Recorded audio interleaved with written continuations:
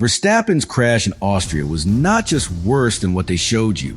It may have revealed the exact reason Red Bull is losing its grip on Formula One, because this was not a normal spin. This was Max Verstappen at the Red Bull ring in Q3, attacking turn 9, when the rear of the car suddenly snapped away and sent him into the gravel. Seconds later, yellow flags changed the entire pole fight. Russell took a controversial pole. Ferrari was left furious. Antonelli backed out. And Red Bull was left with the most terrifying question of the weekend. What if the crash was not the real problem? What if the real problem is that Verstappen can no longer fully trust the car beneath him? Australia already showed the warning. Rear axle lock, deployment frustration, strange steering complaints. Now Austria showed the consequence. A high-speed snap at Red Bull's own circuit, in the moment Verstappen needed certainty most. If this was one mistake, Red Bull can survive it. But if this was proof of a deeper pattern, then the crash did not just end Verstappen's lap. It exposed a weakness that could destroy Red Bull's entire season. Subscribe to the channel. The first thing that makes Verstappen's Austrian crash so dangerous is that it did not look like a driver discovering the limit. It looked like a driver being betrayed by the limit. That is a completely different story. When a Formula One driver makes a normal mistake, the explanation is usually easy to understand. He carries too much speed. He touches the curb too aggressively. He asks too much from the rear tires. He commits to a corner before the grip is ready. The car slides. The driver loses it. And everyone knows the risk was part of the lap. But Austria did not feel that clean. Because Verstappen was not just any driver. And this was not just any car. This was Max Verstappen in a Red Bull at the Red Bull ring. During Q3, at the exact moment when Red Bull needed proof that it was still dangerous. And instead of proof, they got a warning. Turn 9 is not a corner that gives a driver time to negotiate. It is fast. It is committed. It asks for trust before it gives anything back. The driver turns and believing the rear will hold, believing the downforce will arrive, believing the car will stay connected to the track long enough to survive the speed. For years, Verstappen lived in that kind of corner better than almost anyone. That was his advantage. He could lean on a sharp car. He could feel the rear moving and still keep attacking. He could place the car in that dangerous space between control and chaos and somehow make it look normal. But in Austria, the car did not give him that old answer. The rear stepped away. The correction window disappeared. The gravel came toward him, and the lap was over. From the outside, it looked like a crash. Inside Red Bull, it should have felt like confirmation. Because this was not the first time in 2026 that Verstappen had felt something strange from the car. The warning signs had already started earlier in the season, and that is what makes Austria so much worse. In Australia, Verstappen suffered one of the most alarming moments of his recent career.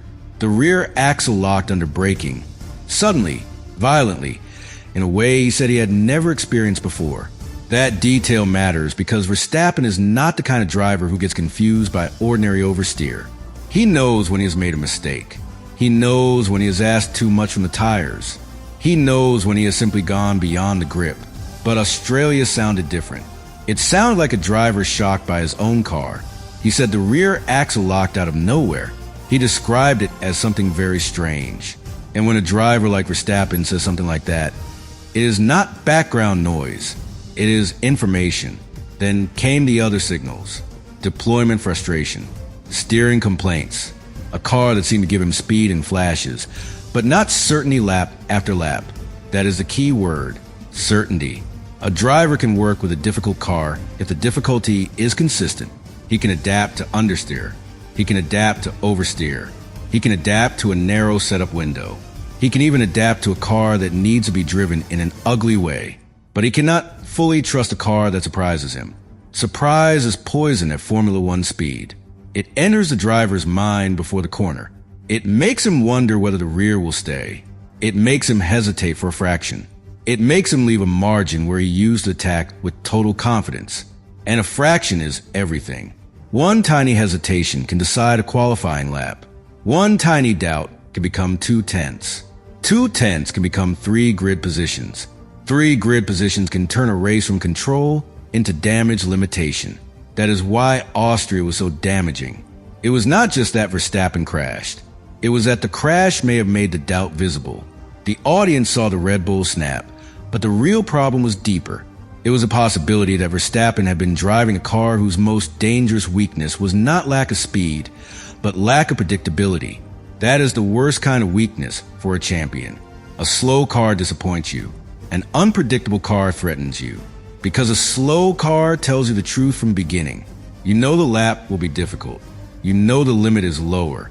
You know you are fighting for less than you want. But an unpredictable car lies. It gives you confidence until the moment it takes it away. It invites commitment, then punishes it. It lets the driver believe the lap is alive. And then, at the most committed point, it disappears from underneath him. That is what Turn 9 looked like. And the fact that it happened at Red Bull's own circuit made it even more painful. The Red Bull ring should have been a place of identity for the team. A place where the crowd remembered Verstappen's dominance. A place where Red Bull could turn the noise of a difficult season into something familiar. A place where the old force could reappear, even for one weekend. Instead, the team's home circuit became the place where its biggest fear was shown in public. A Red Bull sliding through gravel at the Red Bull ring. That image is brutal, because Formula One is not only about results, it is about symbols. And that moment symbolized a team that once controlled the sport, now losing control of its own car. That is why rivals would have noticed immediately. Mercedes would not just see Verstappen out of position. They would see Red Bull vulnerability. Ferrari would not just see a crash car. They would see a chance to turn the whole qualifying ending into a fight over yellow flags. McLaren would not just see damage. They would see a former benchmark looking less stable, less clean, less inevitable. That is how quickly a crash becomes political. And Austria became political almost instantly, because Verstappen's crash did not stay inside Red Bull's garage. It created yellow flags. Those yellow flags affected the final runs. Kimi Antonelli backed out. George Russell completed his lap and took pole. Ferrari saw Charles Leclerc's chance at the front disappear into controversy. The stewards had to review whether Russell had slowed enough. So Verstappen's crash became the first domino in a much larger chain. That is another reason it was far worse than what people saw. The impact hurt Red Bull. The consequences reshaped the entire session. A normal crash ends a driver's lap. This crash changed the meaning of everyone else's lap. It gave Mercedes a pole that had to be defended. It gave Ferrari an argument. It gave fans a yellow flag debate. It gave the Fédération Internationale de l'Automobile another difficult judgment in a season already full of scrutiny. And Red Bull, instead of being the team fighting for pole, became the team whose failure created the controversy around pole. That is a humiliating shift. During Red Bull's dominant years, their speed forced everyone else to react. Their strategy forced everyone else to gamble. Their car forced everyone else to chase. Verstappen's pace shaped the weekend because he was controlling it. Austria was different. Red Bull shaped the weekend because the car crashed. That is a much darker kind of influence, and it shows how far the power balance has moved. In 2026, Mercedes and Ferrari are not waiting for Red Bull to make mistakes. They are already fighting at the front. Red Bull's mistakes simply give them more leverage. That is why the championship context matters.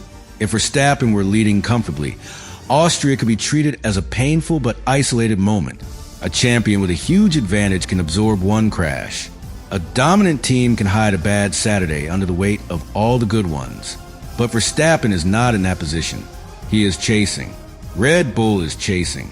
The entire team is operating without the cushion it once had. That makes every incident heavier. A crash is not just a crash. It is lost qualifying position. It is lost confidence. It is more work for mechanics. It is more pressure on engineers.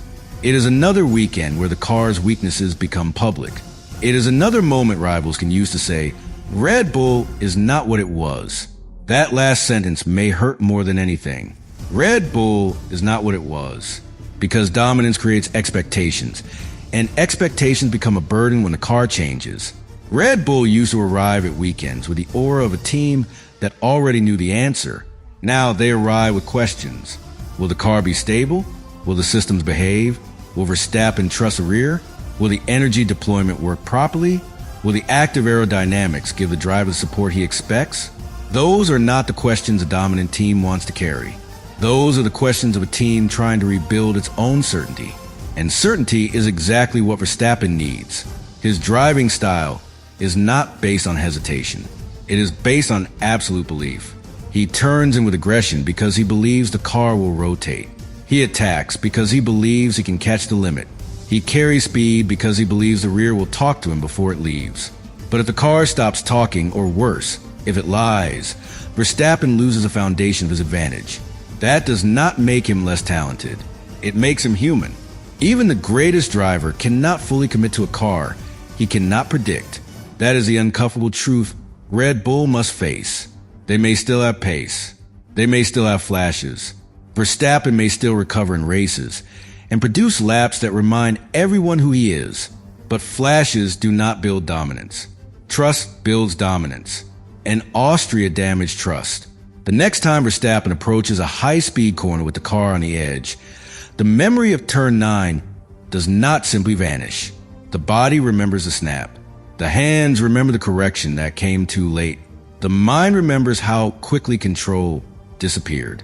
Drivers are trained to move on, but moving on is not the same as forgetting. That is why the damage can last longer than the broken parts. Carbon fiber can be replaced. Confidence has to be rebuilt, and confidence is rebuilt through repetition. Clean entries, predictable exits, stable braking, consistent deployment, a rear end that gives the same answer again and again. Red Bull has to give Verstappen that repetition. Not once, not in one practice session, not in one safe setup window.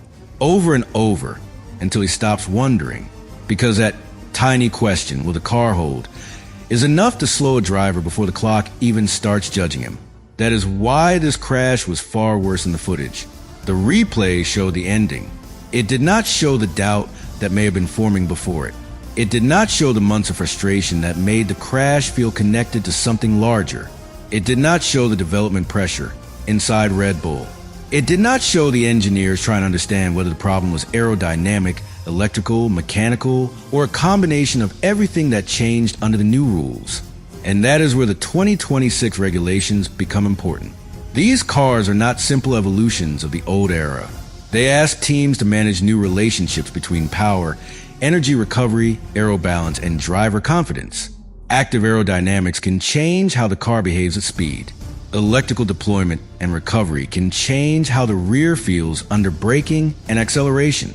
The platform has to be precise because the driver is operating at a level where tiny system changes can become huge sensations. If that system is not perfectly understood, the car can become unpredictable, and unpredictability is exactly what Verstappen cannot afford.